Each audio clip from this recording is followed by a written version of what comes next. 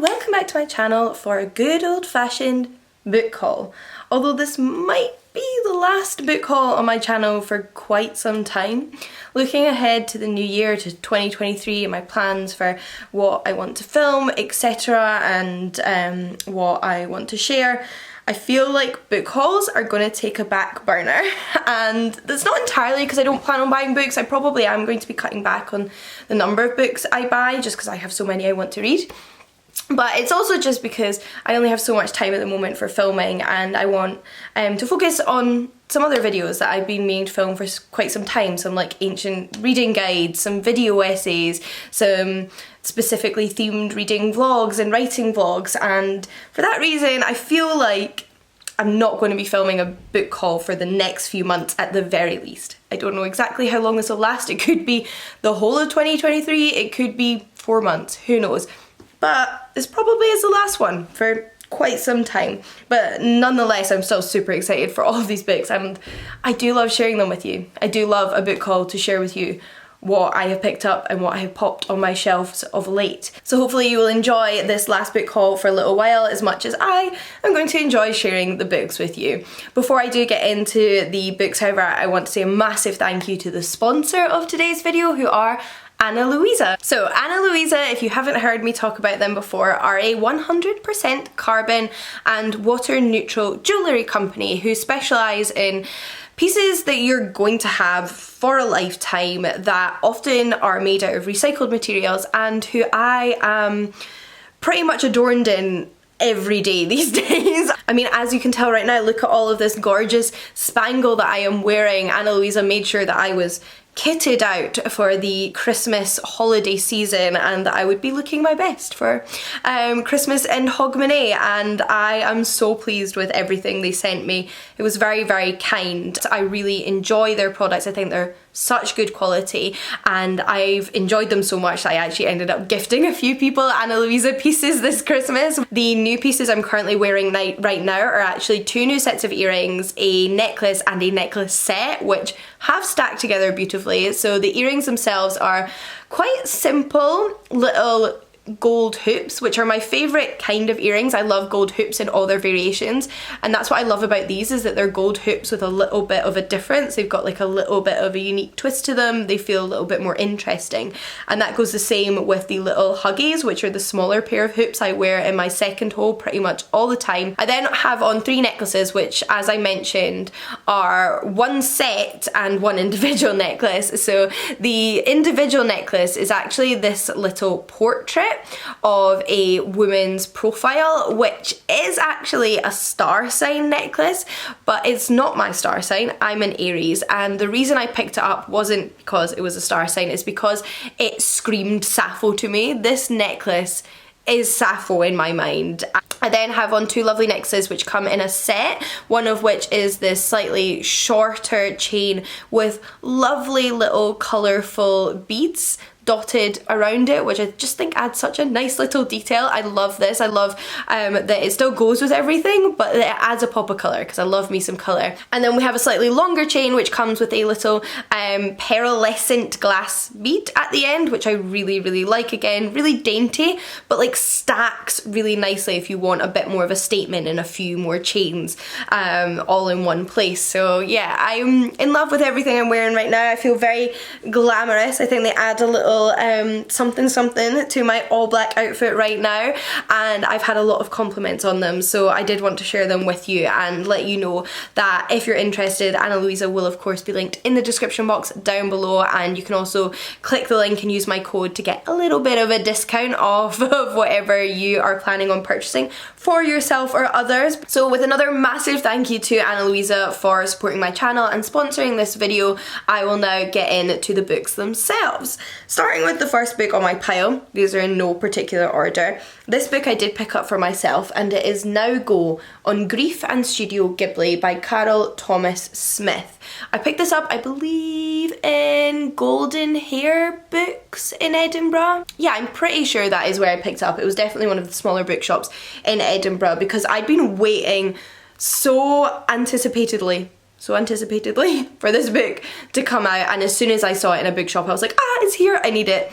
It is, of course, a little non-fiction book on the way in which grief, loss, death, sadness, all of those emotions are explored through Studio Ghibli films and the author's own personal relationship with Studio Ghibli in relation to their grief. This is part of the 404 Inkling series, which are a series of little books like this, which all do deep dives on very specific topics, and I adore this series. I've talked about them before on this channel, I've read a few already, and each one has been so enlightening, so absorbing, so personal, but also educational, and I've got nothing bad to say about them. They've been fantastic, so I really trust the process in which 404 pick the books for this series, and I'm really excited to get to this one. Like I said, I've been waiting for it to come out. I love Studio Ghibli. I obviously have my own relationships with grief, and I think it will be a really interesting and emotional, but in a positive way read. So yeah, that's what my first book of the haul is. Carrying on with slightly smaller non-fiction books, this one's not quite as small as the previous book, but I am very excited to get to it. It's A Short History of Queer Women by Kirsty Lohr. So I actually hadn't heard of this book before I spotted it in the bookshop. I spotted it in Argonaut Books here in Edinburgh and was immediately drawn in by that cover. This is a captivating cover, I love it. And also just the topic. I'm obviously very interested in queer history, particularly regarding queer women, as a queer woman myself. So I decided to pick it up. The blurb reads, "Queer women have been written out of history since, well, forever. But historians famously care about women, said no one." From Anne Bonny and Mary Read, who sailed the seas together disguised as pirates, to US football captain Megan Rapinoe declaring you can't win a championship without gays on your team. Via countless literary salons and tuxedos, A Short History of Queer Women sets the record straight on women who have loved other women through the ages. Who says lesbians can't be funny? I mean, do people say that? Regardless, this is a topic that's very close to my own heart as a historian as well, because it is very fair to say that both women and queer women have been relegated to the sort of back seats of historical research for a very long time. It's only in the past few decades that they've started to receive attention and cease to be considered a sort of niche subtopic that most people won't be interested in, which is absurd. So I am really excited to learn about some more queer women throughout history, but also hear someone's analysis of the erasure of queer women throughout history. The next book I actually also picked up in Argonaut Books on that same trip with my friend Tasman, and I've already read it, so I can already thoroughly vouch for this book. It was a fantastic read. It's called The Nesting by C.J. Cook, and it's a atmospheric, gothic, mystery book that explores our relationship with nature and grief and one another amid the Norwegian landscape. I feel like that's how I'd pitch it. Those are my few words on that, but it specifically follows, or predominantly follows, a young woman named Lexi who's recently attempted suicide, and she's at a complete loss. Her relationship has ended. She doesn't know what she's doing with herself, so she ends up taking a job as a nanny in Norway, but under an assumed identity. So she's lying about who she is to get this job, but when she gets there, it actually feels like the perfect place for her. Personally, obviously what she's done is not okay, but from a personal perspective, it's been really good for her, and it's given her purpose. But there appears to be more than just her lies surrounding the family in this house in Norway. They're an English family, but they're building a house out in Norway, and like I mentioned, it very much explores our relationship with nature and our mistreatment of nature, and just that kind of back and forth with nature and the environment. And it's very beautiful, very atmospheric, very tragic. It obviously explores topics including suicide, grief, we have loss of a parent, we have potential domestic violence, we have a lot of very triggering but tastefully explored topics in this book, and I just found it very compelling. So we'll definitely be picking up more by C.J. Cook, because I've never read anything by them before, and I just picked this up on a whim because it sounded interesting and that cover grabbed me. But continuing on the theme of mysteries, my next book was actually a Christmas present. This is The Silent House by Nell Pattison. Now, this was actually a Christmas present from my wonderful friend Jen, who has previously read this book, and it's actually one of her favourite books of the year. She adored this book, so she decided to pass it on to me, as she knows I love a mystery myself. And it's about the Hunter family when the murder of their child, actually takes place in their house. But they are both deaf, both the parents are deaf, so they actually don't hear what happens, and they're unable to play witness to this crime. So it's about following what happened to their child, why she was murdered, who murdered her. And the author herself has actually experienced increasing hearing loss since her 20s and is an expert in deaf education, so I'm sure that's going to lend obviously an element of authenticity to this book, and just kind of incorporate a perspective into the thriller genre that you don't see very often. You don't see a lot of representation for members of the deaf community, so I'm really looking forward to this, also because obviously Jen said it was very good, so yeah, can't wait. I did actually receive another book as a Christmas present, and I'm realising now I didn't bring it with me. As you can tell, I'm in my mum's house right now, I'm visiting her for Christmas. But before I came here, my partner and I exchanged gifts, and I packed all my books with me planning on filming this book haul, and I'm now realising I forgot to bring the book he gave me, so I am going to mention it briefly. It's The Ship of Theseus, and you might have heard of this book because it came out a few years ago, and I remember it being all over the internet when it did, but I never got around to picking it up myself, and my partner had come across it on TikTok because it's had a sort of like renewed heyday in terms of like media attention, and decided to pick it up for me, and I am so excited about this. It's a book within a book within a book. It's a novel, or it starts off as a novel titled The Ship of Theseus, but the way this book is produced is as if it's a library book, and it's filled with lots of found documents because two separate readers have been borrowing it from the library back and forth and leaving notes for one another. So they've been analysing the text and then also inserting like newspaper clips and postcards, and because of this, when you're reading it, you're also getting the story of these two people, their analysis of this book and the book itself, and it's sort of like, you know, I said, a story within a story within a story, and I'm really looking forward to it. I'm hoping that I can just like set aside a few weeks in the new year, take some time off and just sit down and really be absorbed in this story and all of the different layers around it. So that was a lovely present. I'm sorry I don't have it here to show you, but I'll obviously have inserted a picture at this point. There's actually one more book on this pile that is a gift, so I'll share that with you next, and this was a gift from my lovely friend Tasman. It's Triflers Need Not Apply by Camilla Bruce. This is by an author who I already adore. So I read Camilla Bruce's novel You Let Me In last year, or was it this year? Oh my goodness, I can't even remember. I feel like it was last year. Oh, I don't know, but I loved it. It was amazing. It was like a 5-star read. I thought it was beautiful. And this is her most recent novel. I've basically been waiting for it to come out in paperback because it was quite a chunky hardback. And Tasman basically gifted this to me as a thank you for letting them stay with me for a few nights, which they absolutely did not need to do. You did not need to do that, Tasman, but it's very much appreciated, and I cannot wait to read this book. It's a historical novel about a woman named Bella, who basically is a murderess. So I'm pretty sure she's just like a serial killer who specialises in killing men. Aside from that, I don't really know what this book is about. I like that premise. I've read a few books like this in the past, or at least follow female murderesses from a historical period, but I wanted it purely based on how much I loved Camilla Bruce's other novels, so I'm looking forward to this. Next book on my pile here is Book Lovers by Emily Henry. Now, I bought this book for myself, but I didn't know I was buying it for myself because I picked it up from Rare Birds bookshop here in Edinburgh, which is a bookshop that specialises in books by women, and it offers, like a lot of independent bookshops these days, a sort of mystery book selection. So they're books that are wrapped up that you don't know what you're getting, but provide a little summary and indication of like themes and plots for it, so you can decide which one you want to buy based on vibes rather than necessarily what book you're going to get. There was obviously the risk of getting something I'd already read, but I thought really hard about it and thought when I read the sort of indicators for this book that it didn't sound like one I had, and thankfully it wasn't. So I was really pleased to get this. And it's actually a contemporary romance novel about a man and a woman who work in publishing. They may even be publishing rivals for what I can remember. They're definitely not friends, but they find themselves in the same small town, and I think that relationship develops from one of enemies to lovers. Good old tropes there. So yeah, just looking forward to some good fun contemporary romance, and I've heard a lot about Emily Henry, so it'll be good to try her work. There's another romance novel on this pile though, and that is Astrid Parker Doesn't Fall by Ashley Herring Blake, and that's my bookmark.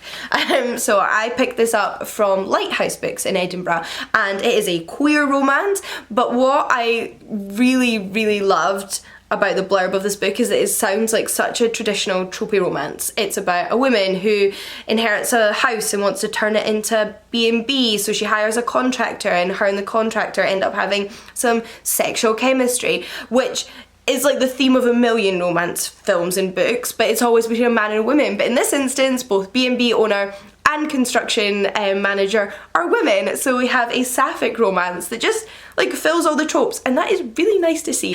So I'm really excited for this. I've never read anything by this author before, but if I like it, I will definitely check out more. We then have 2 thrillers which I picked up on a day out of book shopping with my flatmate Jill. We have an annual tradition of going book shopping together before Christmas, and we did it as ever this year, even though now we're flatmates, and I picked up a few books that look really good. So the first one we have is How We Fall Apart by Katie Zhao, which is a YA thriller. In fact, I think both of these are YA thrillers, which I love, one of my favourite subgenres. So this one is also like a little bit in the sort of dark academia subgenre, I think, because it is set at a school. Is that like the only definition of dark academia? Does it just have to be set in like a vaguely academic setting? This is about a school where the popular girl, the queen bee of the school, is murdered, or at least at first no one knows how she died until rumours start circling that it was her best friend. And I believe we potentially follow her best friend, that's at least one of the perspectives, trying to figure out why someone has started this rumour about her, and also the mystery surrounding her friend's death. Don't know what else to expect, but I'd seen some really good reviews for it, so when I saw it I thought, hey, I'll pick it up. We then have 5 Survive by Holly Jackson, which is the first standalone thriller by Holly Jackson. So Holly Jackson previously wrote the Good Girls Guide to Murder series, which I adore, one of my favourite YA thrillers and series, so naturally when her first standalone came out I was going to pick it up. And this one, I believe, takes place over 8 hours, so like the entire narrative of the book is over those 8 hours rather than like being over days or weeks, which I think is always really fun, and those kind of like short time period novels are quite claustrophobic, which I really enjoy. So naturally this is another one which I kind of picked up on the basis of the author rather than knowing much about the plot, but the blurb reads, Red Kenny is on a road trip for a spring break with 5 friends. Red's best friend, her older brother, his perfect girlfriend, a secret crush, and a classmate. When their RV breaks down in the middle of nowhere, they soon realise that this is no accident. They have been trapped by someone out there in the dark, someone who clearly wants one of them dead. With 8 hours until dawn, the 6 friends must escape or work out which of them is the target. Buried secrets will be forced to light, and tensions inside the RV will reach deadly levels. Not all of them will survive the night. Sounds brilliant, and I know I can expect good things from Holly Jackson. There was one more book I picked up on that day out with Jill though, and it was a children's picture book. So this is Mad About Monkeys by Owen Davey, which is part of a series of books you may have seen me talk about before, because I am a die-hard fan. Even though I'm not the primary demographic or target audience, I love these books so much and I find them so informative and so enjoyable. I don't buy them to read to children, I don't buy them to share with children or give to children. Well, I have done that as well. I buy them for myself, and that is a-okay because adults can read children books too. So these are books which focus on a different animal in every volume. This is a sample of sort of what the illustrations look like inside, and there's actually like a decent amount of text. I think these would probably fall into the sort of somewhere between 6 and 11 age demographic for kids, because they can both be read to them from the book and they can also read it themselves when they're a little bit older, and there is like a lot of genuinely good information and education in these books. And I love animals, I love learning about animals, I love watching documentaries about animals, and I think children's books like these about animals are such a great intro to any subject really. It doesn't have to be animals, but children's books are such a great intro into topics that you don't know much about, because they have a demographic in mind who doesn't have any prior knowledge.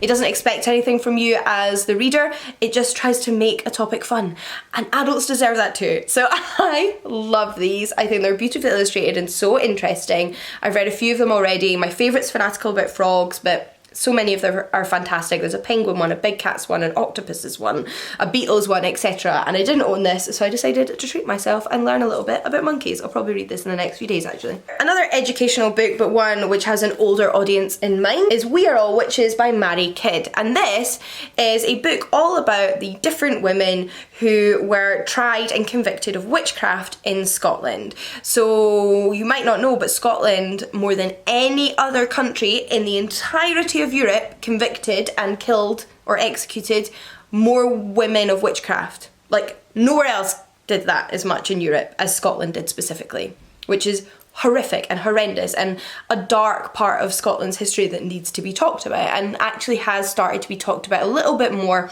over the past few years, including a campaign which fought to have the women that were executed exonerated, which sure doesn't bring them back from the dead, it doesn't make up for what was done to them, but it's really important as part of like the historical record to have it acknowledged that those women did not deserve their fate. So this book looks at lots and lots of those women. So each chapter is about a different woman who was convicted of witchcraft in Scotland. So you get a sort of introduction to what we know about this woman, what our sources are for this individual woman. For example, this is on Galis Duncan, and then you get the author's sort of like recreation of her narrative so that you can kind of read it through as if it were a story. So I really, really like the look of this, and I'm looking forward to learning more. Another kind of non-fiction book, but not exactly a non-fiction book, like I don't know how to describe this, is the Sherlock Holmes Escape book, which is a puzzle book. I bought this when I was with my partner on holiday in Scotland, and I just saw it in a random little gift shop and I knew I needed it because first of all, I'm a die-hard Sherlock Holmes fan,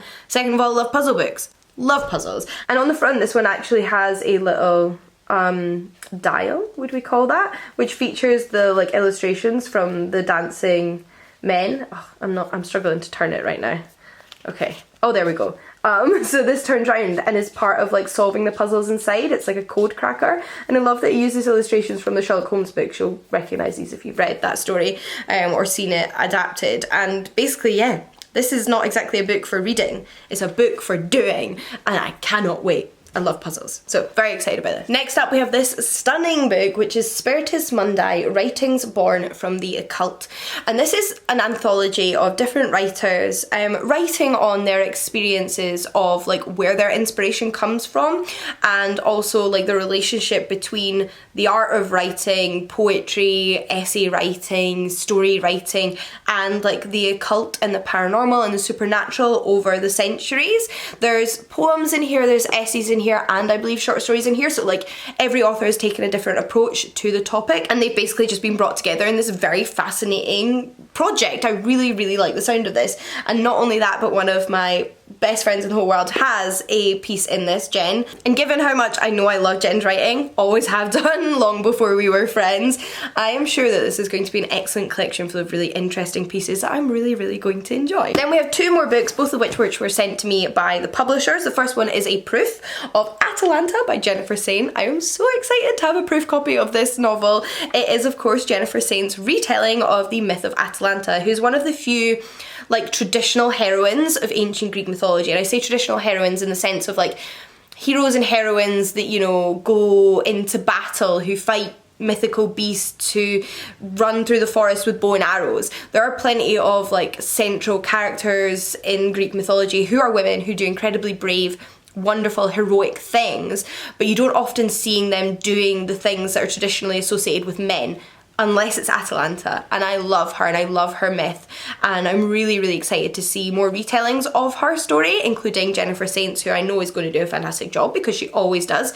And this one isn't out yet, but it does come out on the 13th of April 2023, so keep an eye out, and I will try and read it ahead of then so I can, you know, share my thoughts. Let me know if you'd like another reading vlog where I focus on Greek myth retellings. Then lastly for this video, and lastly for sent to me by publishers, is Women of the Harlem Renaissance, Poems and Stories, edited by Marissa Constantinou. So this is one of the Macmillan Collectors Library series. So these are these lovely little books that you probably have seen before, which have this is this duck egg blue? Well, this lovely shade of blue and this gold foiling on the edges. They're just incredibly beautifully made. Like, look at the inside there, it's all embossed.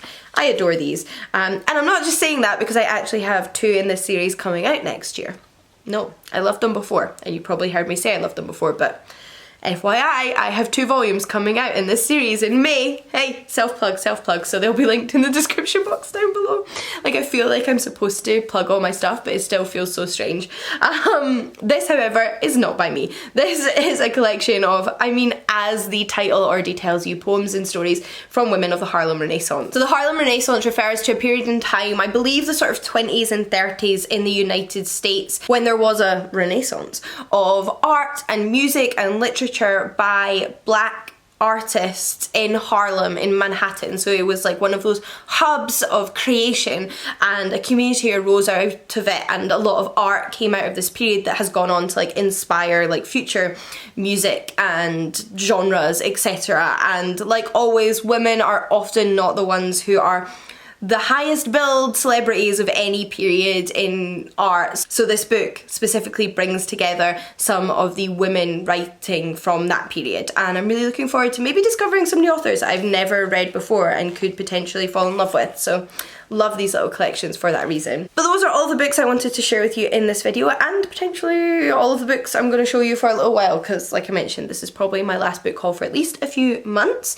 But I do hope you have enjoyed having a look at these, and I'd love to chat with you in the comments down below. I'd love to chat about the new books on my shelf and hear if you've read them or you're interested in them, because that's my favourite part about a book haul, is getting to share those books and talk about them with you in the same way you get excited about a new book with a friend. So yeah, please do leave your comments down below, and do check out Ana Luisa if you're in the market for some beautiful new jewellery pieces or have any gifting occasions coming up. They will of course be linked in the description box down below, along with my code, so that you can get yourself a little discount. But until next time, happy reading, and I'll see you all again soon. Bye everybody!